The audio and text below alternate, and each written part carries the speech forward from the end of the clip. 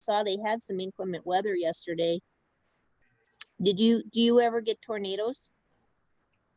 Well, a lot of them look like tornadoes. It's anytime it's been raining in the past couple of weeks, it's like tornado weather. Okay, and we're we on. haven't. Let's see. Well, a lot of them look like tornadoes. It's anytime it's been raining in the past couple.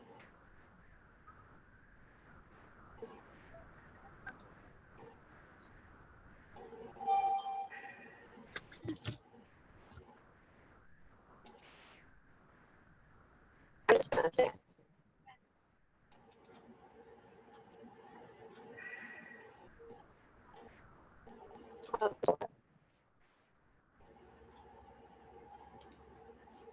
Okay, we're on. Hi, it's Charlie Zeese and Lisa Richards. Welcome to Pyramid Quest. Today is Monday, July 20th, 2020. We welcome all of you here. If you got a notice just a second ago, we're in the midst of, we've changed our mind about the reprogramming. I have changed the old Stargate Pyramid site to Pyramid Science Foundation, because that's where all the memberships are. I've got close to 6,000 subscribers, and we realized that our viewership had gone way down the last 2 weeks because people can't find our shows. So in order to keep the membership up, we've just rebranded my old Stargate Pyramids page to Pyramid Science Foundation. Going forward, we'll be using this page. Lisa's going to delete the old one so that if there's any confusion next week, when you go to one, you're not going to have to try to figure out which one is which. So anyway, we apologize for the inconvenience this morning. We are going to be today doing once again a part 2 of our discussion, a summary on the Russian pyramid research. For those of you who were here last week, you know that we got up to the point where I was discussing how we came up with the geometry of these pyramids. We're going to be showing a video which was really quite synchronous with what we're doing, that I found over the weekend. I happened to be out researching some other information and came across a video from Marshall Lefferts. We're going to play a piece of that at the end of this video. He was talking about the very topic that I was going to be discussing, will be discussing at the end of this class, which is the importance of the Phi Scaling Angle and Phi damping. And this video was done by the Pyramid Meditation channel, and we'll show you a little bit of it. What's interesting, I saw this at 11 o'clock Friday night, and I was about ready to go to bed and said, oh, well, I'll turn this off. Well, sure enough, the last 4 minutes of it was actually dedicated to the work we've been doing here at Stargate Pyramids and the Pyramid Science Foundation on the Phi Scaling Angle and the Russian geometry pyramids. So it'll be kind of fun. But before we start, I wanted to let Lisa have a few minutes. She has a testimonial that she'd like to read to everyone, and take it away, Lisa. Sure. Give me a minute here while I grab it. So I get a lot of testimonials from different clients. They've been utilizing Charlie's Stargate meditation pyramid, and then getting my enhancements for it as well. And this customer actually ordered the Apex amplifier, and he ordered it. It says, after seeing your own experiments on Pyramid Quest. So he's a regular watching our show all the time. He said, I quasi-mounted an old 4x6 healing magnet in my pyramid with the north side down, and placed my 5-inch organite Giza pyramid on top. Your bionized sand capstone caps my pyramid. So that's at the top of the meditation pyramid, the Stargate pyramid. The energy shift was palpable and amazing. I felt I was experiencing a different dimension out of 3D. The feeling of being centered, having open, high hearts, and gratitude was spontaneous. I would say I was in a vortex of Merkaba, feeling supported and safe. I know using my Stargate pyramid with your tools at this time will move my energetic healing work and life path in new directions to be of better service to the planet and its people. I thought that was an amazing testimonial because Fantastic. we need that type of healing right now on our planet. So, you know, pyramid energy is going to do that and help excel the healing, not just for the people using it, but for the whole entire planet as well. And we get a lot of testimonials stating that people feel a different dimension when they use our products out of 3D, more of a 5D feeling. Mhm. So, yes, thank you to that customer for that testimonial. Thank you. So, as an update, we got our first donations to the foundation last week. We got 2 donations totaling $300, and I was very appreciative of that. I tried to find out from PayPal last week how I could start to put a counter that would count the cumulative amount of donations. I could not get through to them. No one's working. So you have to call to get that set up. And I don't know why, but no one, so it may be a while until, God, I hope it's not till this COVID thing is over, but it may be before we get that up. But we appreciate your generosity there. All of the money that we receive is going to go straight into research. We don't take any compensation for being board members. So this is, other than the PayPal fees, 100% of what you send us goes is going to go into our research projects. So I also want to remind you that on Monday, August 3rd, we're going to be having a special guest, which is why am I forgetting your name? The savant. Chandra. Yeah, that's right. There we go. Lisa's going to be interviewing her. She is a savant that did a piece that special things were going to happen on July the 7th. That was the day, if I didn't mention this last week, that I decided I'm going to go ahead and write a book on all of the science and the historical information I put together on these pyramids. So it's a special day for me. In fact, I'm going to be taking a Hay House teleclass starting Wednesday on how to publish your own book. So I'm serious about this, and we're going to get going on it as soon as possible. So with that said, I'll go ahead and open up the screen, and we can get back to where we. I find this fascinating. Whoops. How our eyes are. This is the video we're going to show next. Can everyone see the screen? Yes. Okay. All right. This is where we left off last week, where I discussed, and we'll just review this briefly, the development of the geometry of the Phi spiral. And just to recap, I had been listening to David Wilcock, reading some of his books, and in that book he had talked about the fact that some from Russian research, that it was his thesis that an object that matched the geometry of the Phi spiral would harness the torsion waves most effectively. I took that along with the information from Dr. Anatoly Akimov's research and decided to test that out. I developed this model in the center. Lisa helped me to draw it, and we put the special, the waves into it. And this for a while was my my logo, but it encapsulates. Hey, Charlie, we see a video online with 2 eyes on it. Well, that's not what. Let's see what's going on here.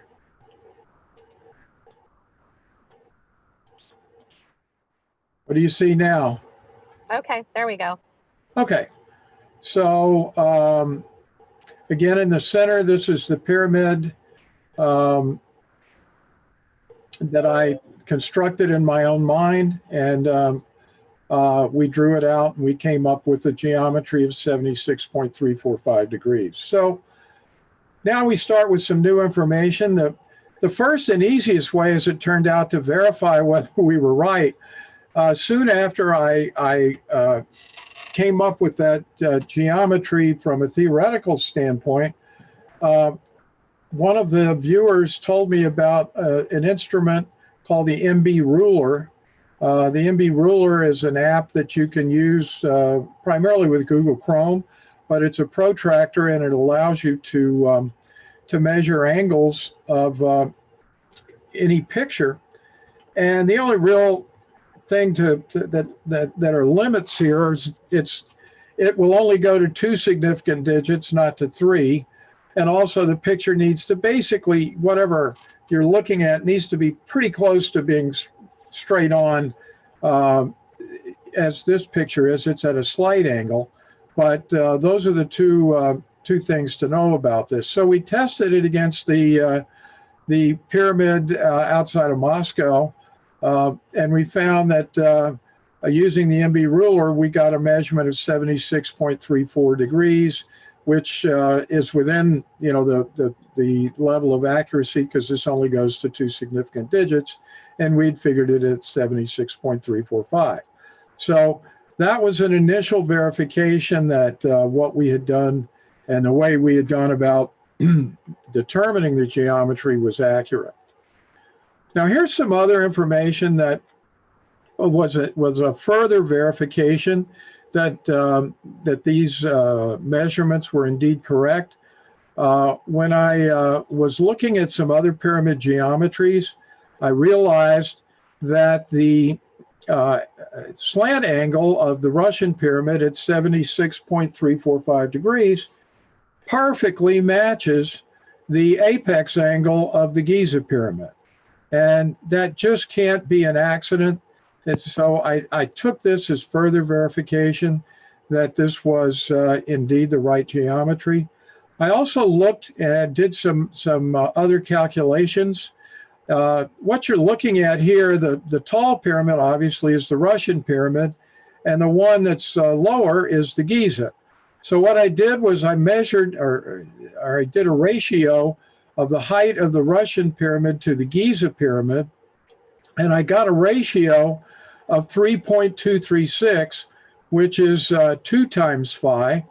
And when I did the same thing with the slant angle of the slant height, of the Russian pyramid at 4.236, and divided it by the slant height of the Giza pyramid, I got 2.618, which is phi squared. So clearly there's some significant correlations there with the Giza pyramid. I continue to work on why those angles and ratios come out exactly as they do, but this can't be an accident.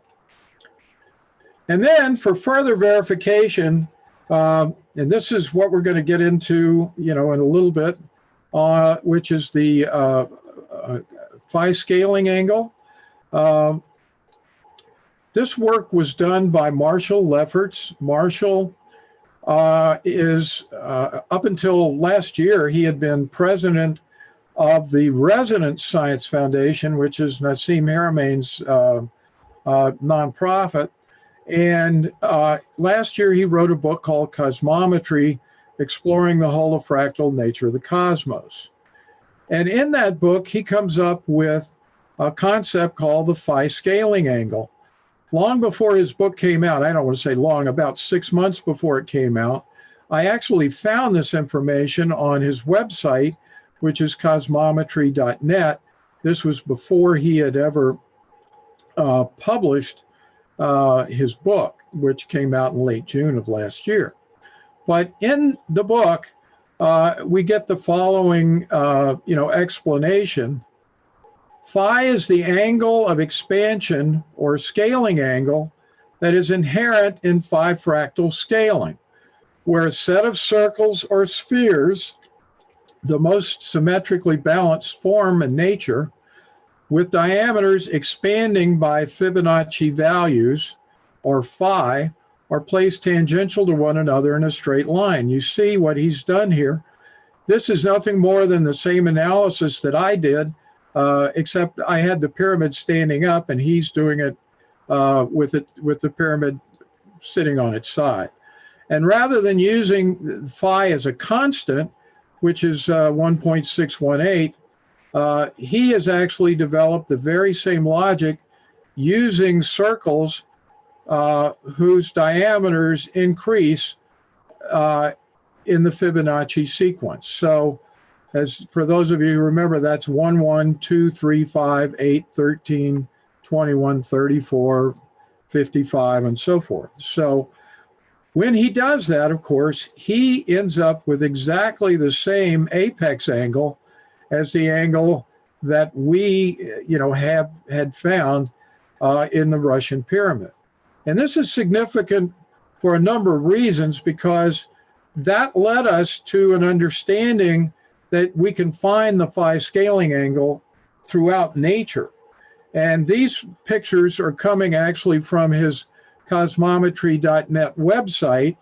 And you can see here we have birds flying in a V, which is exactly the angle of the Phi scaling angle. We see a tree, an evergreen tree that has this inherent geometry. And then you can see even on a fractal level, the limbs jutting out also have this same geometry. On the top right, we see a picture of sand at the beach at low tide. And he took numbers of pictures of this, and you can see these pointed V's here have exactly the geometry of the Phi scaling angle and the Russian pyramid. On the bottom, we have the bark and trees. And this is an interesting example as well. You see it both horizontally and vertically. You can see that he's got pictures of the pyramid right side up and also upside down, showing essentially a double spiraling effect, because essentially, as he goes on to explain in his work, the trunk of a tree is essentially is the vortex in a torus. So finally, in the bottom right-hand corner, we have a picture of a seashell that has the same geometry. So after I saw all of those, I started to wonder myself whether this kind of geometry could be found in man-made objects as well. And that began a search which has continued to this day. But I spent a very large portion of last year, the second half of last year, finding this geometry in man-made objects as well. So we've got a couple of pages of examples here, and we'll go through those. On the top left is a Hindu temple. This is a style in southern India, from southern India, called the Dravidian style, and all of these temples are built with essentially this same, with exactly the same geometry and the same basic exterior facade. So they don't come to a tip at the top. They're sort of rounded, but the slant angle of these temples perfectly matches that of the Phi scaling angle and the Russian geometry pyramid. The second one over is a hieroglyph from the Temple of Karnak. This was sent to me actually by someone in Australia who had used this as the basis for trying to make Ormus, and he used this pyramid geometry after he had some success. I interviewed him last year, and this was the source of his inspiration before he actually found the Stargate Pyramid channel. On the right top, we have a Buddhist temple. You'll see again the cone at the top with this exact slant angle. At the bottom left, we have a Christian church steeple. Next to it, we have the George Washington National Masonic Temple. in Fairfax, Virginia. Here's an interesting one. In the Iranian Parliament building, you'll see the pyramid directly behind the speaker's table in the Parliament building, and it has this exact same geometry. And then finally, Hey, on Charlie, this, yes. Oh, I just wanted to interrupt real quick. I have a batch of Ormus sitting in my meditation pyramid right now. I need to wash it a few times before I can use it. But, you know, Ormus is a superconductor of energy, and I'm just so eager to try it in combination with our products. You know, maybe a caduceus coil with the Ormus in the middle. Yeah. Okay. You're still cutting out a little bit, Lisa, unfortunately. Okay. There, that was a little better. Then on the bottom right-hand corner, we've got the dunce cap. I'll go over this briefly. The dunce cap was actually developed by a 13th century Franciscan priest named John Duns Scotus.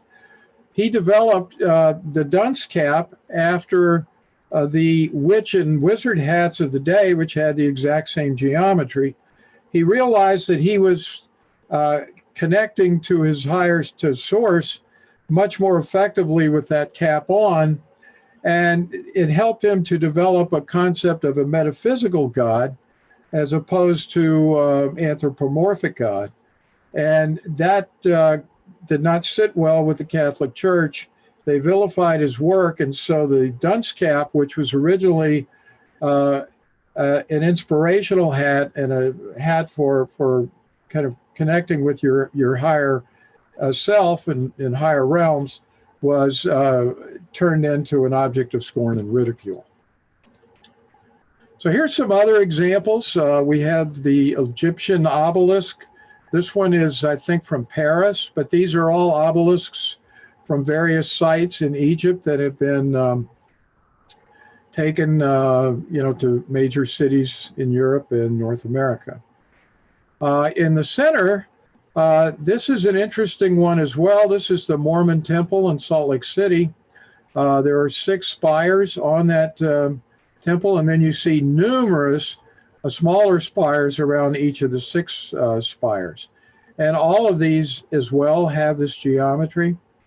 On the top right-hand corner, we see the Aztec sun calendar, also known as the Mayan calendar and other variations.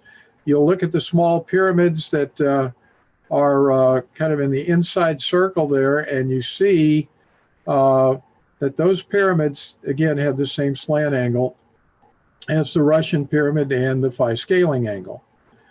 The Muslim mosque, again, the 2 spires at the top.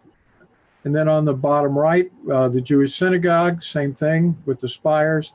And there in the middle, I put in the Wicked Witch of the West hat from the Wizard of Oz. Hiding in plain sight, it's got the exact geometry of the pyramid. Here's some other ones that are found in nature, and I think these are important for us to talk about because as we get into this information in greater depth over coming weeks and months, you're going to find that whether it's light, whether it's sound, whether it's air, these are all harmonics of vibrations, and they all use the same creative process, the same scaling procedures, and so forth. On the left is a picture of a pipe which has a glass sphere at the end of it. And in this particular experiment, what the experimenter did was to refract light from the bottom in that pipe out through the pipe and out through this glass sphere. And as it turns out, the light is refracted through the glass sphere at the Phi Scaling Angle. Similarly, I saw this one day when I turned on Bing Images to look up some stuff, and they had a bunch of regatta racing boats, and I noticed that the geometry of the sails seemed amazingly similar, and sure enough, they are spot on with the very same geometry. And then finally, on the right side, we have megaphones representing sound.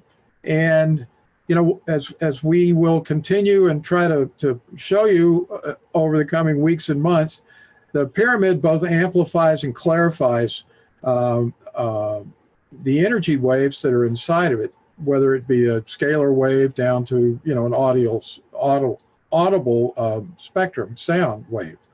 But anyway, the megaphone that's used by college cheerleaders amplifies and clarifies voices, and it uses exactly this geometry. So we're seeing that not only are we seeing this in nature everywhere, but we're seeing that mankind has known about this.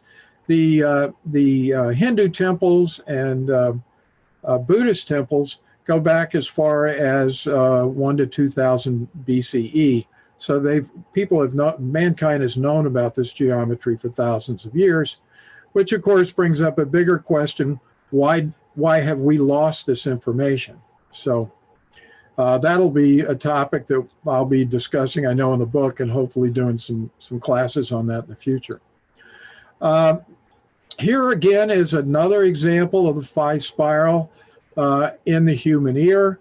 Richard Merrick, in his book, Interference, describes this in great detail, but you can see that the Phi spiral in 2 dimensions is found in the ear. It actually is a 3-dimensional representation when you take into account how this infolds into the ear canal.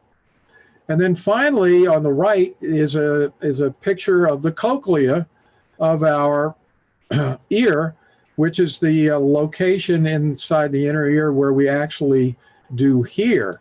And if you look, there's this is a kind of a split diagram. If you look in the top right-hand corner of that picture, you'll see the cochlea, and it looks like it's shaped like a Phi spiral. And this is just a cross section of it. And what you're seeing is the way that air waves come into the cochlea, wind through the Phi spiral, and then come out the other way. So once again, this process of using the Phi spiral is absolutely essential in our ability to hear. In coming weeks, I'll be talking about how sound is converted into geometry by our brain and by our ears.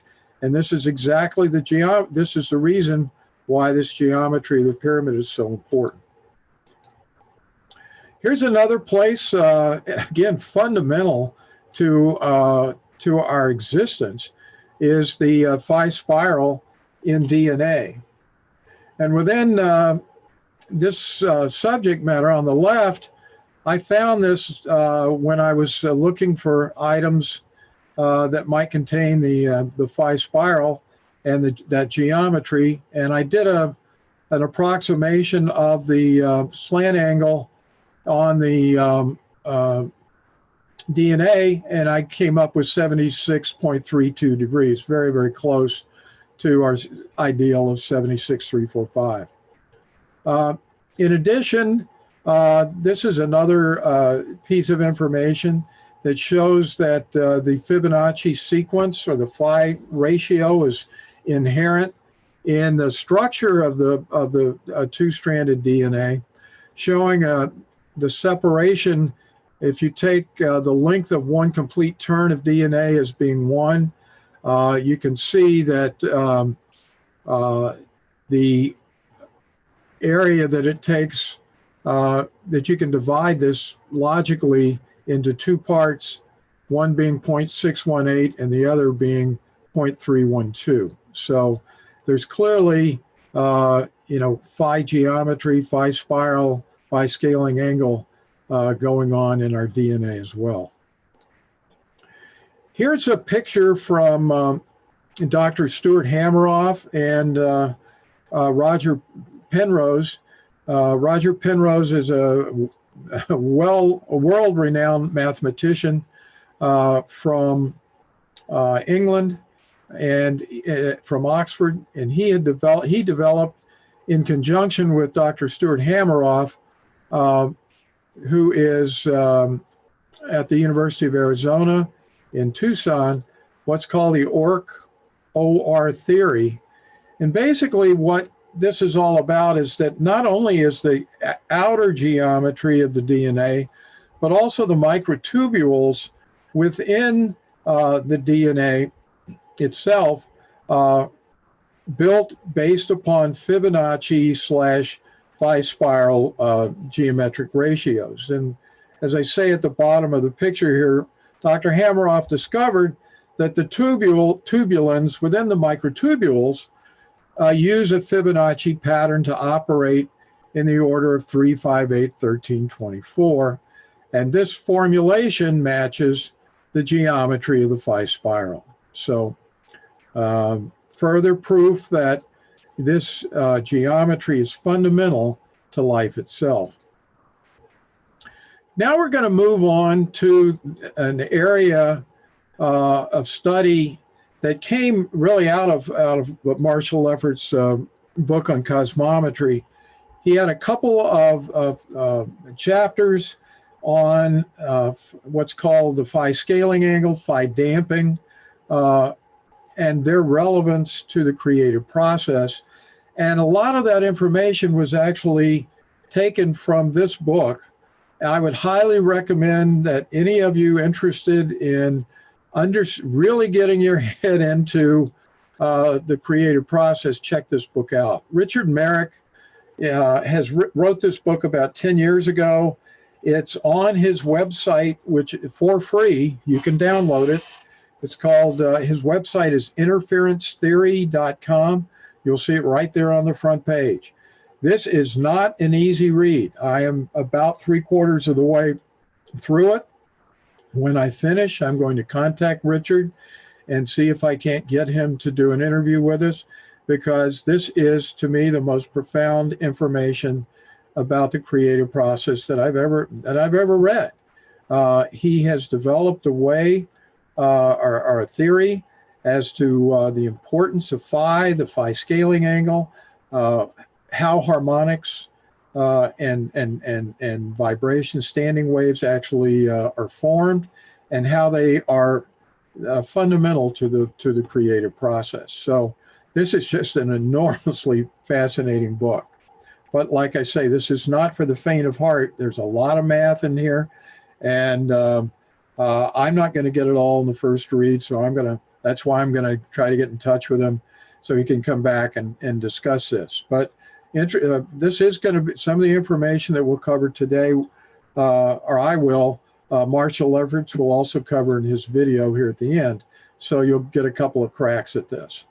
But I wanted to show you a fairly long quote from Richard, because this really opens up my understanding. I wanted to be a classical musician in high school, so I'm familiar with the basics of music theory, and none of this information, to my knowledge, was available to us at that time. And in fact, Richard in his book says that because of a variety of factors, including the Catholic Church for many, many centuries, effectively hid the symmetry and the harmony of vibration in music, or in music, from the world.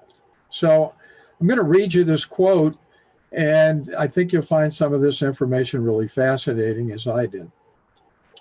In ancient times, the Fibonacci series was actually recognized as the most important organizing principle of life, and a way to, quote, reach for God without looking him in the face. Its coiling and spiraling geometry was the founding principle behind nearly every pre-Christian religion, symbolized in tribal cultures as serpent or dragon gods. Serpents were seen as divine creatures because they could transform themselves from a stable coil. Now think of that Phi spiral coil that I showed you earlier, in my old logo, and think about that spiral, and the ability of the serpent to transform itself from that coil into a crawling periodic wave, thus harmonizing the spiral with the circle, the unlimited and the limited. It is no wonder, in Richard Merrick's opinion, that the early church chose the serpent as its prime Antichrist symbol. Now, Richard goes into great detail here as to exactly how this information was hidden, but essentially there's something called a tritone, which, for those of you who know the keyboard, is F and B. If you play those together, that's the most discordant two tones that you can play, but they resolve into a major third, which is C and E. And I don't think I have this in here, but there is a picture that demonstrates that the Phi relationship of 1.618 is the space between the notes E and F, and then again between B and C. You can literally define in terms of harmonics that ratio exists between those two chords, and that's very, very significant. Anyway, finishing on with his this quote: serpent worship once existed all around the world. It is found in both Hindu and Buddhist mythology as the defined Naga, meaning serpent in Sanskrit. They are found in Chaldean serpent worship, the Egyptian god Sebek, a Musa or crocodile messiah, and lung dragons of China. Even in South America, we find the Mayan serpent kings of Caramaya, Nagamaya, and later Kukulkan and Quetzalcoatl, as well as the Amaras and Contiki Viracocha of Peru. But of all these serpentine cultures, it was the Egyptians that nagged, see the play on words, and I think that's the origin, it was Naga, nagged the Roman Church the most. Descended from the Sumerian serpent god Ningazida, symbolized in the caduceus symbol of modern medicine, I threw that up on the top right-hand part of the page there. It was the Egyptian Naga followers who built the Great Pyramids and taught Pythagoras that all life emerges from spirals into waves like a serpent.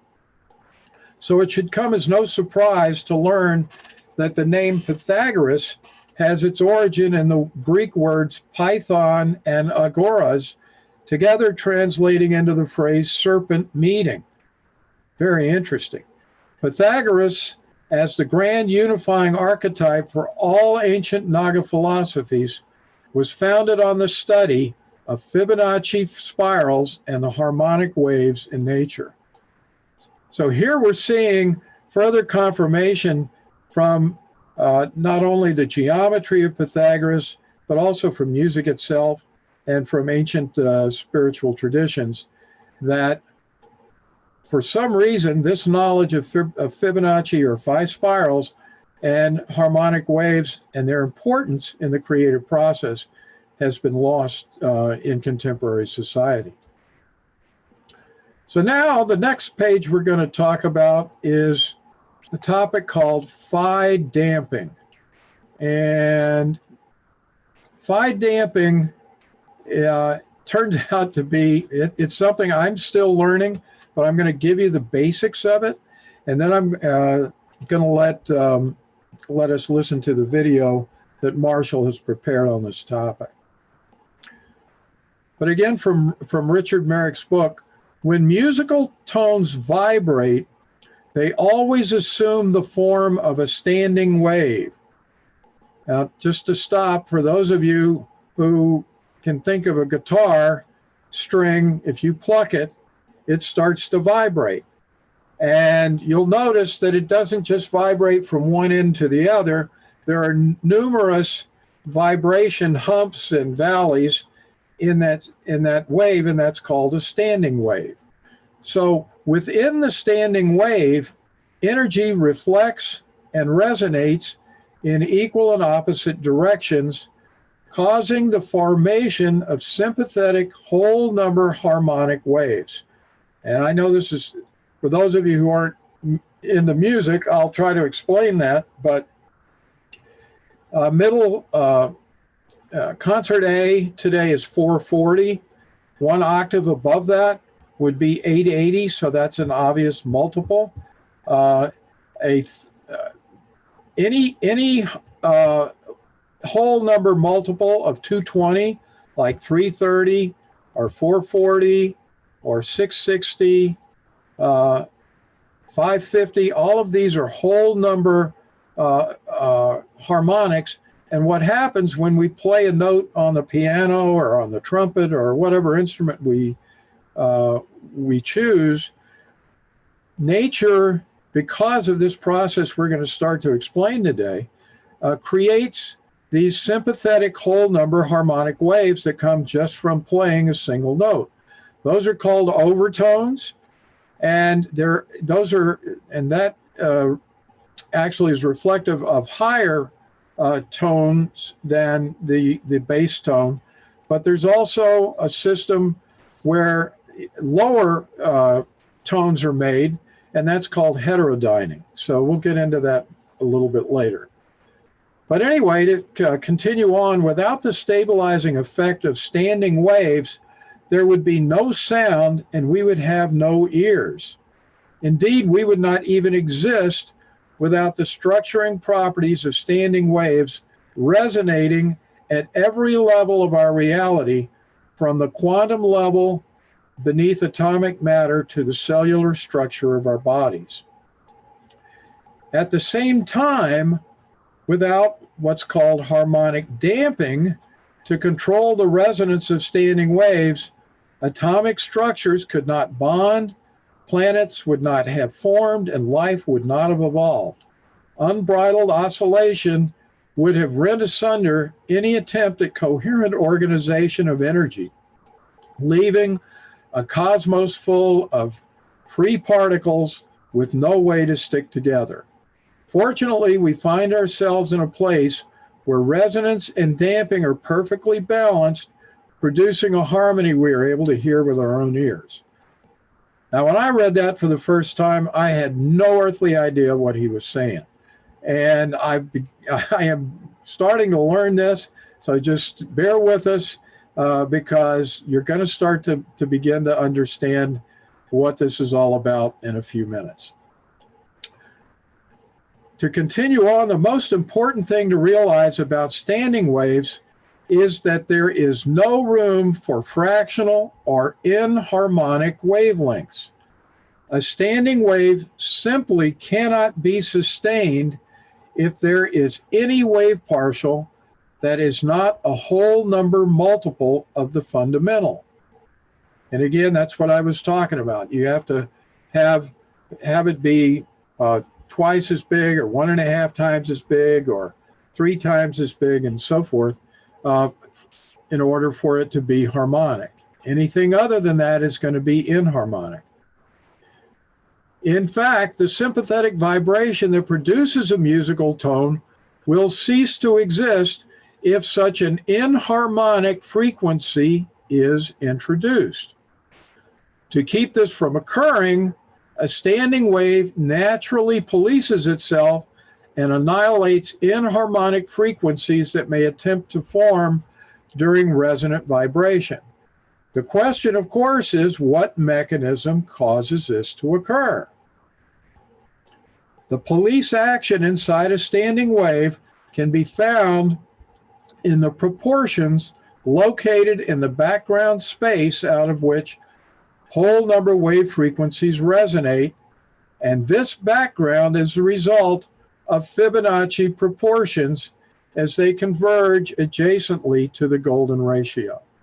Now, I'm going to stop and just talk here for a minute to try to explain some of this information. Phi, as you all know, is an infinite irrational number, so it doesn't matter what frequency it comes across, it's going to dampen or eliminate that frequency at a point where they converge. So you can have an A440 concert A playing, and if it comes into contact with a geometry of phi, that geometry is going to dampen that wave, and ultimately that wave will cease to resonate, at least where that intersection occurs.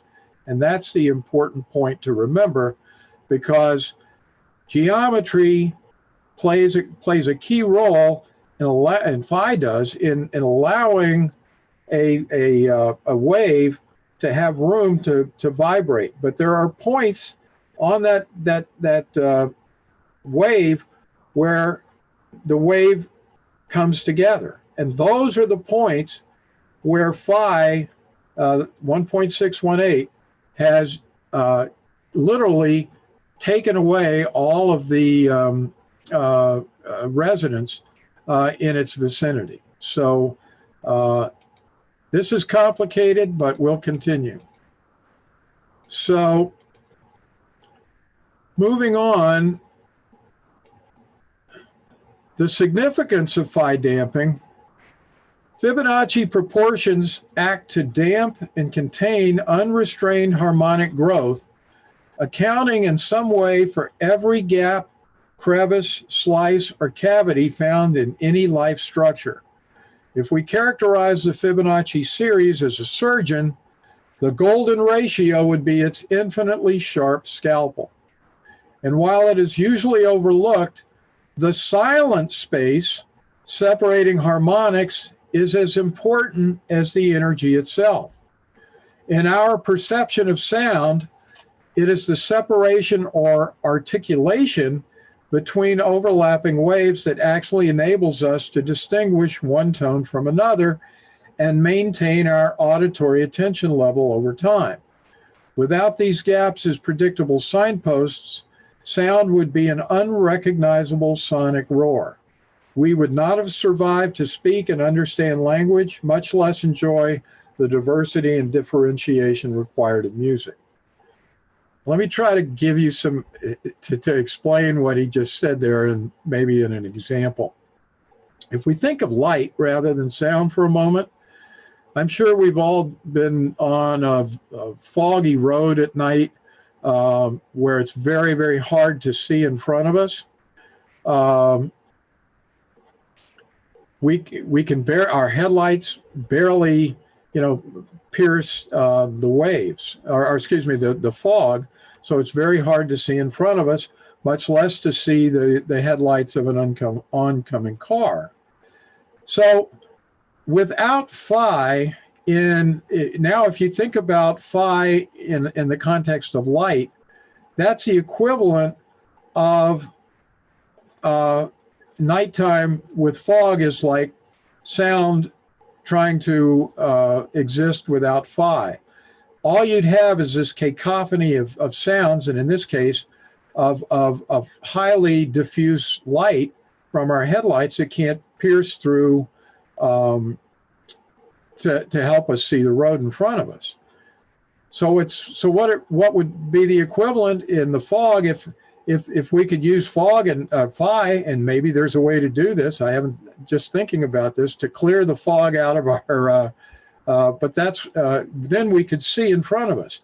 That's exactly what the pyramid is doing by having phi ratios throughout.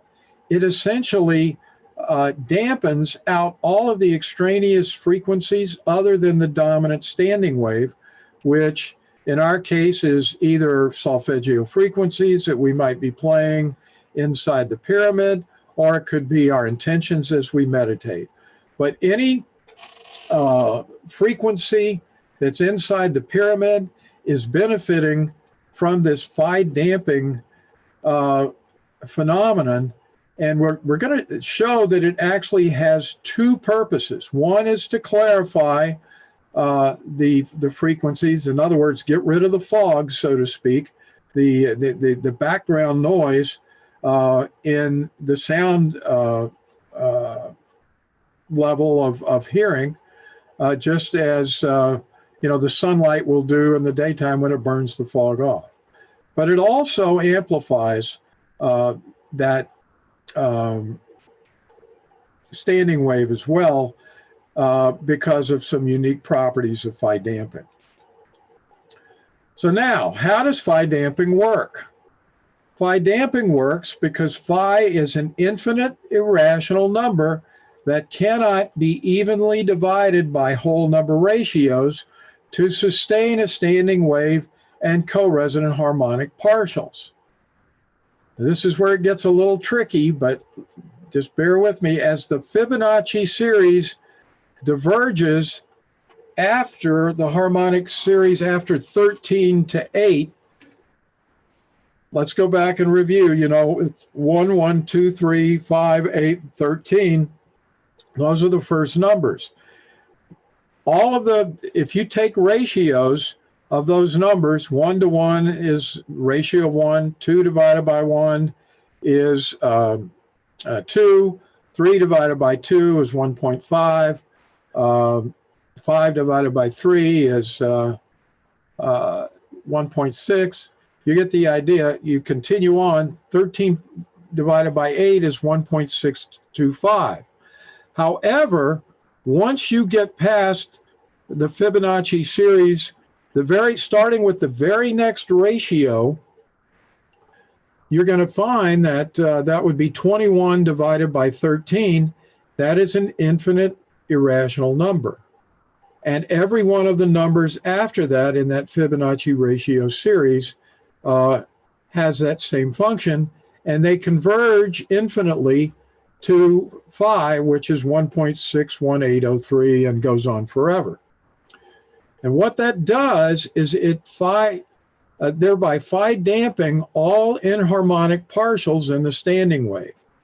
Now, what does all that mean? If you've ever seen a wave function, you remember that it balloons out and then it comes back together at a single point. And it's those points, once again, where all of that's where phi comes in, and it dampens all of those locations to a node where there's no waveform at that point.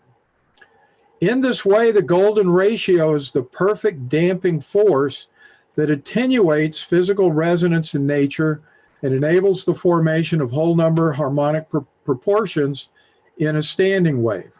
If we had to sum all this up in one concept, it might go as follows. The golden ratio acts as a strange attractor for the Fibonacci growth spiral that then wraps around the harmonic series, beginning with the 13th partial. Again, that's that 13.8.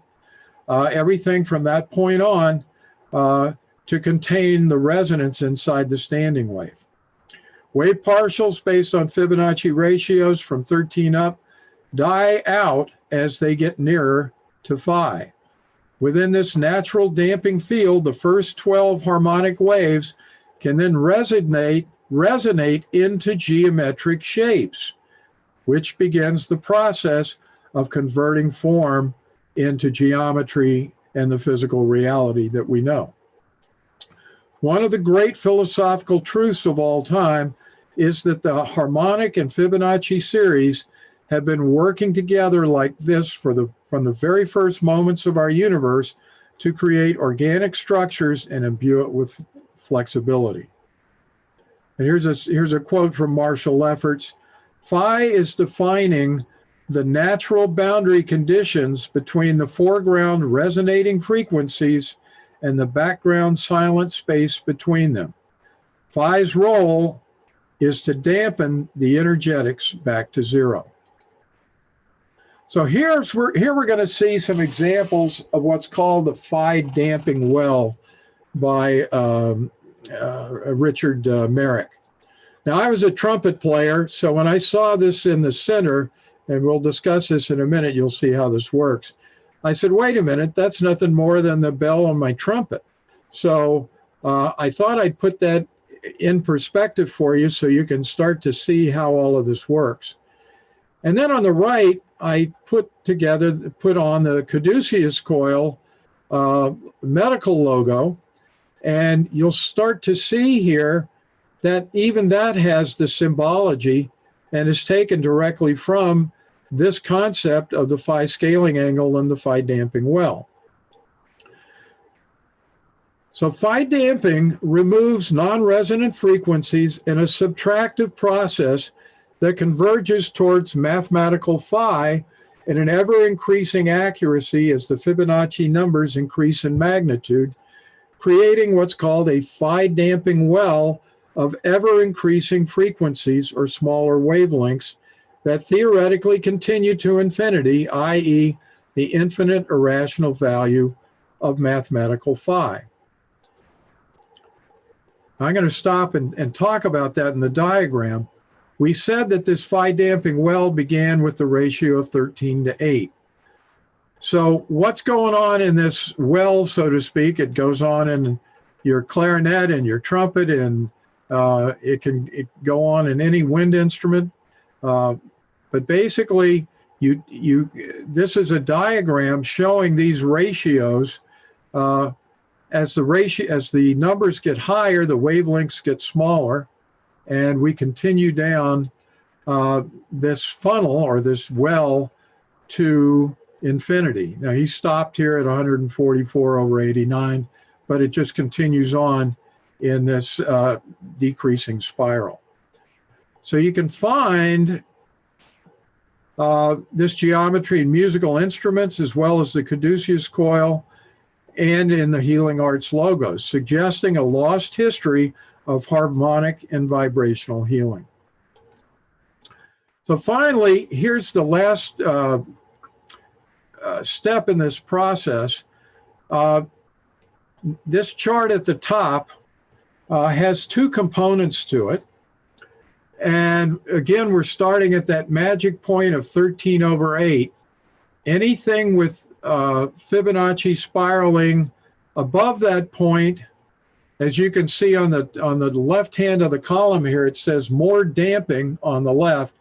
What's happening to any resonant or standing wave inside this funnel is that all other frequencies are being damped out to clarify and amplify that tone as it reaches infinity, or as Marshall Lefferts calls it, the Phi damping eigenvector.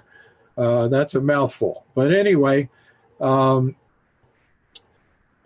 that 13.8, this is essentially the model that says that we are, these waves start to spiral out, like at the the edge of the Phi damping well, the edge of your trumpet bell, at the edge of the caduceus, the medical symbol for the caduceus coil. It widens out, but at 13.8 and longer wavelengths or smaller ratios, what actually happens here is that standing waves are created from what's called the fundamental to the octave. So this creative process up until this Fibonacci series of 13.8, that's where we get all of the overtones, and the heterodyning, the lower tones, are created there as well. But once we get past that number in the Phi Phi damping well, that resonance is actually encapsulated and clarified through the use of Phi. So to summarize here, this is from Marshall's book. It is noteworthy here that given the Fibonacci proportionality of the Phi damping well, it stands to reason that the damping vortex would match the Phi scaling angle in its whirlpool of convergence. So once again, if you look up here at this damping well, this angle is exactly the angle of the Russian pyramid. So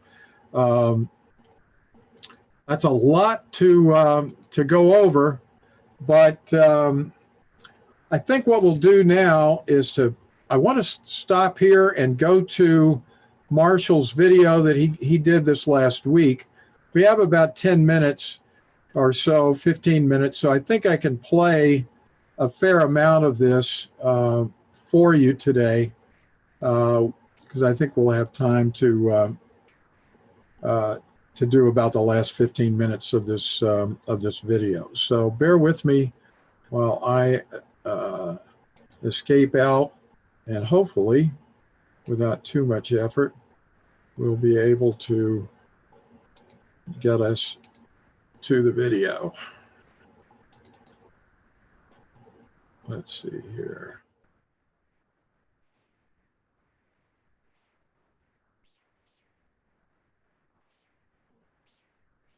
Lisa, while I'm trying to clean this up, do you have any words you want us, any thoughts? Oops, Lisa's muted. Okay.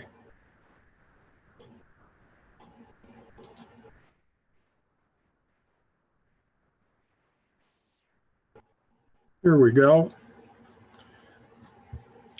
I'm going to start this at the beginning. This is Marshall Lefferts. And again, for those of you who want to watch this, I'm going to put this up on the screen. I hope everyone can see this. If you can't, if somebody could let me know, I'd appreciate it. But this is the... No, we can see it, Charlie. Sorry. I couldn't unmute myself for some reason. Okay, no problem. Okay, so this is called the Phi Scaling Angle, Nature's Basket Weave of Energy Coherence. And again, it's done by Marshall Lefferts, the author of Cosmometry. This is done, again, by PMC, which is the Pyramid Meditation Channel. This is, I believe, I know it's affiliated. I don't know if it's run directly by the Pyramid Spiritual Societies movement in India. So if you'll notice, there have only been about 25 views of this, which is a tragedy, because I think at least 6 or 7 of those are me getting ready for the show. So anyway, but this is a great interview. We're going to skip over to probably about I'm going to see where we are here. Yeah, we can start probably somewhere right around here, and I'll open this up and we can listen. So we're going to focus now on this double spiral pattern at the center of the model. And this pattern is actually the cross-section of a torus. And you can see how, imagine how this whole toroidal flow dynamic would have this pattern throughout it. And again, here's what that pattern looks like from above, looking straight down on this double spiral field pattern. Now you'll notice I want to point out that which I call the phi boundary condition is a circle that actually emerges when you make this pattern from a single spiral and you duplicate it and rotate it. This boundary emerges quite spontaneously, and it was quite a surprise when I first discovered this, but it explained a lot as to how nature is creating these boundary conditions. And here we can see an example of what that same pattern would look like as a torus in this cone flower here. Now, to understand the Phi scaling angle, I just want to provide a brief introduction to the Fibonacci numbers and the Phi ratio, which probably most everybody here is already familiar with, but in case anybody isn't, here's a simple introduction. The Fibonacci sequence is a series of numbers derived by starting with the numbers 0 and 1, adding them together to get 1. Then you take the first one and the second one together to get 2, and then add 1 and 2 to get 3, and 2 and 3 to get 5, and 3 and 5 to get 8, etc. You get this sequence of numbers called the Fibonacci sequence.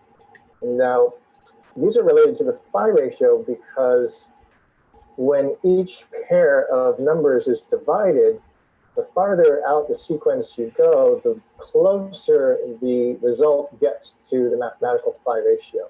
So nature is actually using the quantized Fibonacci numbers to approximate the Phi ratio. The Phi ratio, of course, is a ratio of 1 to 1.618.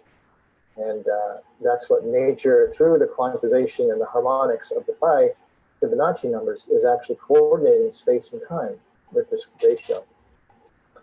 And this brings us to the Phi scaling angle, which is 27.3 degrees, and it's derived quite simply by taking a series of circles or spheres, each one in a Fibonacci number diameter of growth.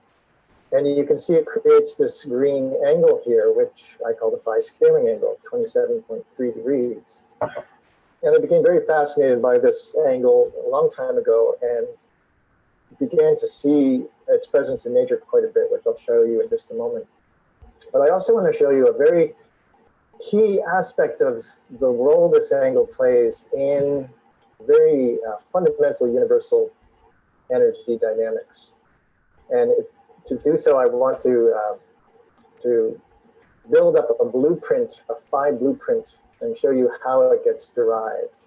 It begins with a series of little units, little squares, each growing with Fibonacci numbers of units with 90-degree turns to create this little matrix here. We can add squares to define each one of those. And when we do, we get what are called golden rectangles, where one edge is the unit of 1 and the other edge is 1.618. And the whole matrix of these squares becomes a matrix of golden rectangles that are fractally embedded. Within each square, we can then add a quarter circle arc that's the same radius as the edge length of the square. And that creates a very close approximation to a Phi spiral. It's the quantized Phi spiral, not the mathematically derived one, but nature's using the quantized Phi spiral.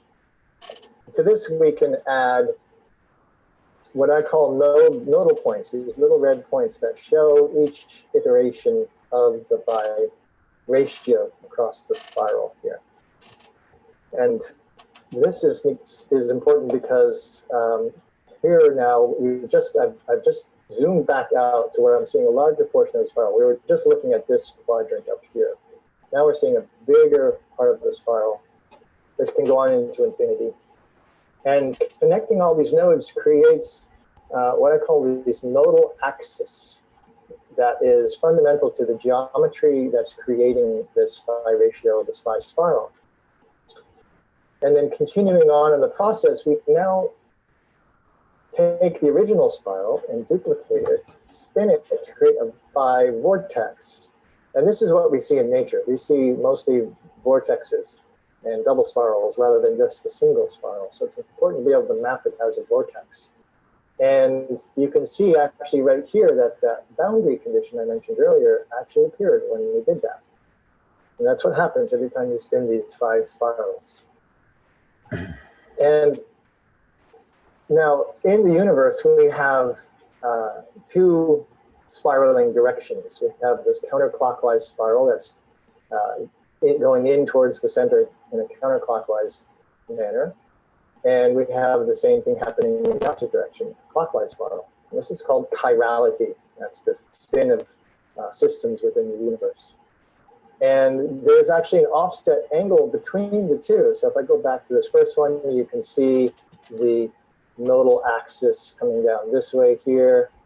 And the next one, the nodal axis is coming down this way. So there's actually a differential between the 2 geometries that create this Phi ratio spin.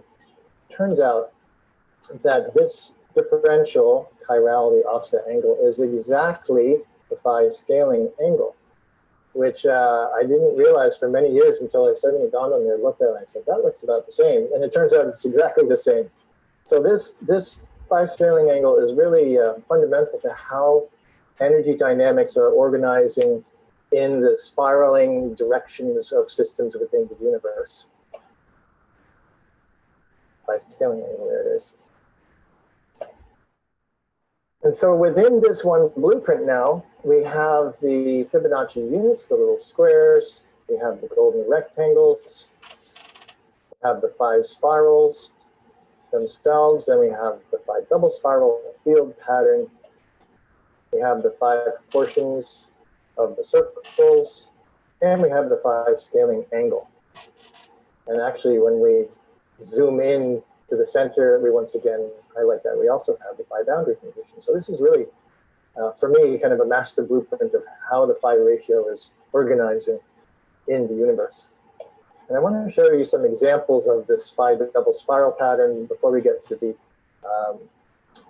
Phi scaling angle in nature. And again, we're looking at this fundamental double spiral pattern as the cross-section of a torus that is really the most fundamental coherent organizing form of energy dynamics. And we can see that here in Mammillaria cactus that creates a beautiful double spiral with this toroidal round shape. You see the same thing with pine cone, and the spirals in one direction and in the other direction are both Fibonacci number quantities. We see the same thing with the pineapple, both in the fruit of the body and in the leaves, you can see. So this vortex of energy is creating this form. Here we see it in the branch of a spruce tree, and you can see where the needles used to be on the branch now show us that there's the same double spiral pattern going on every branch, every twig of that spruce tree. The same pattern is being followed. Here's the same tree, literally the same tree. I took this picture 2 different times this year, showing the spruce cone double spiral pattern.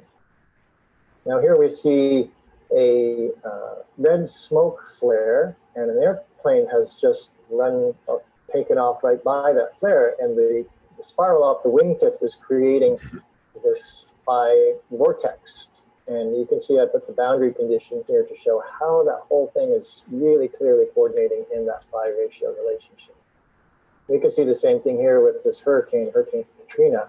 Beautiful Phi spiral, and the eye would be where the boundary condition is defining that space, the inside and the outside of the system. Now we go up to this huge scale, 90 light years across, at this galactic scale, to see exactly the same pattern. You see now the fractal nature and the toroidal Phi ratio embedded aspect of universal energy dynamics. And here's one of my favorites. I just find this so fascinating, taking that boundary condition, putting it over the iris as the eye, and looking at the double spiral field pattern. You can see how beautiful the contours are of the nose and of the eyebrow and of the eyelids here, how well it's coordinated with this field pattern. There's a whole area of study yet to really be done in this dynamic, but it certainly visibly shows us that there's something correlated clearly to how this pattern is organizing. And I find this fascinating how our eyes, our consciousness, our perception on the world, our bodies are all made of this universal field expressing and coordinating in this beautiful harmonious way, all as one. So that brings us now to the main topic of what I wanted to show you, and how it was derived is the Phi basket weave and the Phi scaling angle. And it begins by looking at trees. And trees, of course, are torus dynamic systems. In fact, we could see them as a double torus system with the tree canopy at the top and the roots down below in the earth, exchanging resources throughout the whole system and the environment. And we can view a torus as a set of spirals in both directions. And when we do, we can see that the energy is moving around the outside and then down the central vortex. And that central vortex, when we zoom in, it has this very distinct basket weave pattern, which in fact looks very much like the trunk of a tree. And in fact, the trees, many trees, you can see this basket weave pattern in them. And upon analyzing the geometry of that basket weave, simply taking the Phi scaling angle and putting it over that pattern, we find that it's exactly using that geometry, that proportion, and that angle to create this basket weave pattern. Here's another example of a massive redwood tree in California with the basket weave pattern, and here's the Phi scaling angle applied to it. And you can see how precise it really is at this massive scale. And so you can see this is a cohering energy pattern that is showing up as form in many ways in nature. And how nature is, basically applying this to create coherence in the energy dynamics. Here we see it as it appears in the sand on the beach. So this is when the wave comes in up onto the sand, and it pulls back out. It weaves this basket weave pattern in the sand that I kept looking at and thinking, I bet you that's the same angle. And sure enough, it's exactly the same angle. And so we can see now how the sand on the beach is like the surface of a whole toroidal flow, the double spiraling, one direction and the other, and the offset angle between those spirals showing up right here in the pattern of the sand. We can even see this basket weave in the surface of the ocean. And here I've added just some scaling angles to show you, highlight. In fact, you can see it underlying these dynamics in the ocean, exactly how we have seen it in the tree and in the sand. And this is why I call this the field pattern, because it's really informing how nature is coordinating the dynamics of flow, even in a tree trunk, because it's still based on flow, as everything is. I'm sure you all already know this, but it becomes very apparent here. And here is one last example of the, I find very compelling, it's not the last example, but in this section here, spherical refraction. My friend Clay Taylor studied the refraction of sunlight through a crystal sphere, the most fundamental form, and made this illustration of the spectral lines and the angles of that refraction, and it's exactly the same Phi scaling angle. So even the most fundamental geometric form and the most fundamental relationship of light being refracted through matter is showing the exact same scaling angle. I wanted to just share with you some other examples of this angle in nature. You can find it in the starfish, in the seashell cone shells, in this fan shell here. We can see it in the overall form of the spruce tree, and even in the fractal branching of the spruce tree. So you can see that fractal nature of this pattern and of this angle. Here we see it in our own bodies, in the shape of the torso, the angle of the rib cage. You can see here the angle coming down along the ribs, and even the pelvis and the femurs coordinating in that angle, and many instances of the Phi ratio within our own bodies. So we are just as much an expression of this natural phenomenon as everything else is in nature. Now this part of it is really key to understanding how this is all happening and why. And it has to do with what's called Phi damping. This comes from the work of one of my teachers named Richard Merrick, who has a wonderful book called The Interference Theory, and he calls it Harmonic Interference Theory. And he describes really what the Phi ratio is doing in terms of how it creates resonance in sound and in music, and the role it plays, which is fundamentally to create the boundary, the silent space around which it creates a container around which then resonance can occur, within which resonance can occur in this silent space container. And so Phi is defining the natural boundary conditions between the foreground resonating frequencies and the background silent space between them. And when I came to understand this, it was the first time I looked at these forms like the pine cone and the sunflower, and I realized that the seeds, as we see them in the pine cone and here in the sunflower, these are the resonance points. This is matter coming into resonance, just like a musical tone comes into resonance. And in order for that resonance to occur, it needs to be contained in a specific harmonic space of silence surrounding it. And so this space between all these seeds is what the Phi ratio is doing in order for that resonance to even occur in the first place. I found it to be extremely profound insight and very helpful to understand how these dynamics are working. And he describes these as what he calls Phi damping wells, which are basically, there's a threshold above which, the ratio is 13 to 8, which is really based on the musical octave. And the music system is very much based on the Phi Fibonacci number system. So above this ratio, the frequencies come into whole number resonance that we experience as music and overtones. And below this, the frequencies that are no longer harmonious, that are no longer in the ratio of whole numbers with the source frequency, they get basically taken down into these little vortices that bring it back to the 0 point field. Bring it basically cancel it back out using these Fibonacci numbers. I think it's a very profound insight and can inform a lot of our harmonic science study yet to come.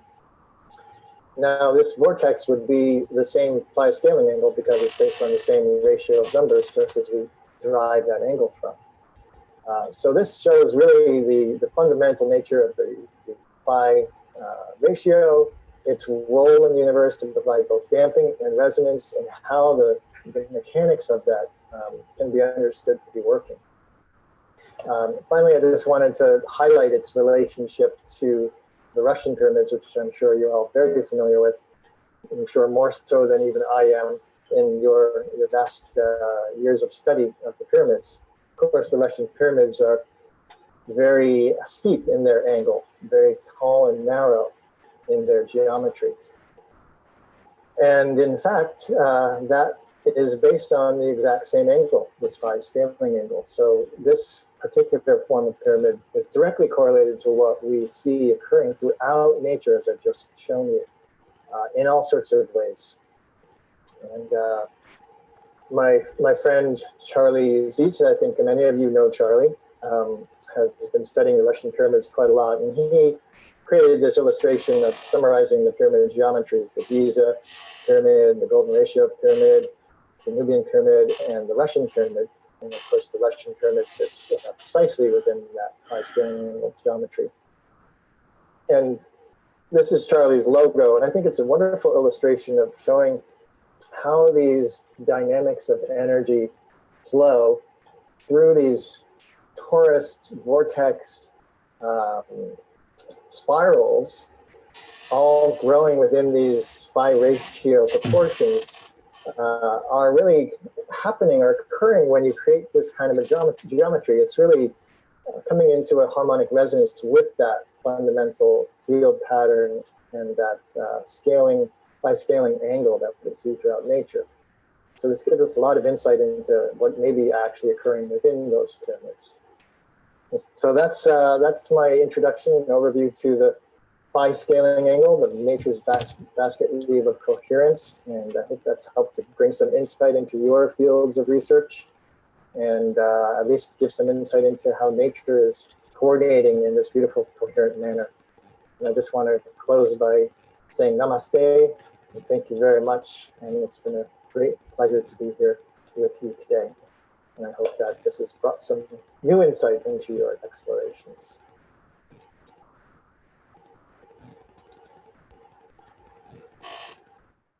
Well, I hope that was educational. I saw this Friday evening about 11:30. I was going to sleep, and I was looking on YouTube and happened to see this, and I was almost asleep when I got to the very end, and I heard my name, and I went, "Oh my God!" So that was pretty neat, and I thank Marshall for making that point. And I'm particularly grateful for the Pyramid Meditation channel for doing that. I was quite honestly, I was pleasantly surprised because the pyramids that this group builds in India are based on the Giza geometry and not this one. So, I was grateful that they took the chance to put this information out there. So anyway, that's going to do it for today's show. We'll be back again next Monday at noon Eastern. As always, I thank you for watching. Please tell your friends about the Pyramid Science Foundation and our live stream every Monday, Pyramid Quest. Again, Lisa's going to take down the old, which was the new Pyramid Science Foundation. We'll be back.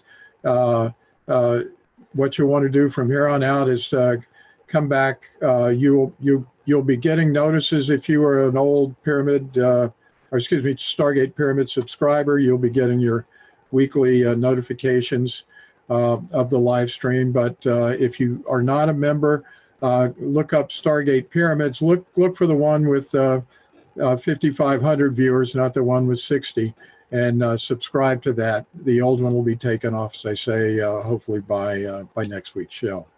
So again, we thank you all for watching, and you have a great day.